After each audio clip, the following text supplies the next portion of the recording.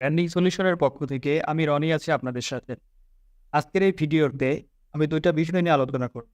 প্রথমত, আপনি কিভাবে আপনার ওয়ার্ডপ্রেস ড্যাশবোর্ড লগইন করতে পারবেন এবং পরবর্তীতে আমি দেখাবো কিভাবে আপনি আপনার ল্যান্ডিং পেজের প্রোডাক্টের প্রাইস, নেম অথবা ইমেজ সেভ করবেন কিভাবে। প্রথমে আমি দেখাচ্ছি কিভাবে আপনি আপনার ওয়ার্ডপ্রেসটি লগইন করবেন। লগইন করার জন্য আপনার এখানে WP অ্যাডমিন সহ ইন্টারে ক্লিক করতে হবে।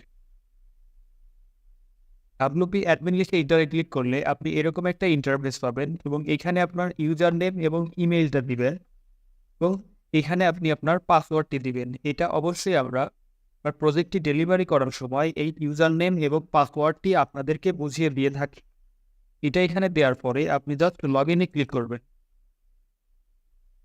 লগইনে ক্লিক করার পর আপনি এরকম একটা ইন্টারফেস দেখতে পাবেন। এখানে দেখেন বাম পাশে অনেকগুলো অপশন আছে।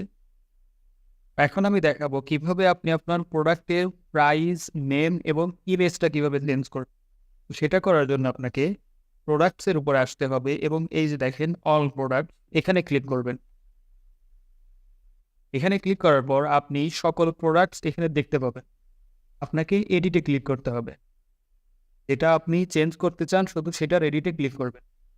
এডিটে ক্লিক করার পরে আপনি একটু নিচে আসতে দেখেন এই যে জেনারেলে প্রোডাক্ট প্রাইস, রেগুলার প্রাইস যেটা আছে এটা আপনি এখান থেকে চেঞ্জ করে দিলে প্রোডাক্টের প্রাইসটা চেঞ্জ হয়ে যাবে এবং প্রোডাক্টের নেমটা চেঞ্জ করার জন্য খুবই ইজিলি আপনি যে এখান থেকে এটা চেঞ্জ করে দিতে পারেন। ইমেজটা চেঞ্জ করার জন্য আপনাকে যে ইমেজটা আছে এটার উপরে ক্লিক করতে হবে অথবা যদি ইমেজ না থাকে আমি রিমুভ করে দিয়ে দেখাচ্ছি। একদম ইমেজ কিন্তু নেই। প্রোডাক্ট ইমেজ সিলেক্ট করার জন্য আপনাকে সেভ প্রোডাক্ট ইমেজে ক্লিক করতে হবে এবং ক্লিক করার পরে আপনি আর ইমেজ যদি এখানে আপলোড করা থাকে তো সিলেক্ট করবেন অথবা আপলোড করা না থাকলে ফাইলসে ক্লিক করবেন, দেন সিলেক্ট ফাইলস।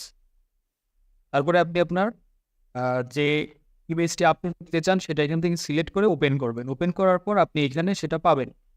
তো সেটা সিলেক্ট করবেন এবং সেট প্রোডাক্ট ইমেজে ক্লিক করবেন।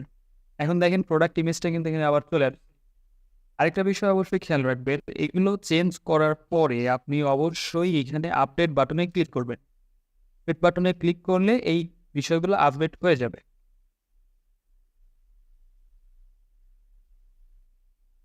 ধন্যবাদ ব্র্যান্ডিং সলিউশনের সঙ্গে থাকার জন্য। আমি আশা করি এই ছোট ২ টা বিষয় আমি খুবই সুন্দরভাবে আপনাদেরকে বোঝাতে পেরেছি। পরবর্তী ভিডিও দেখার জন্য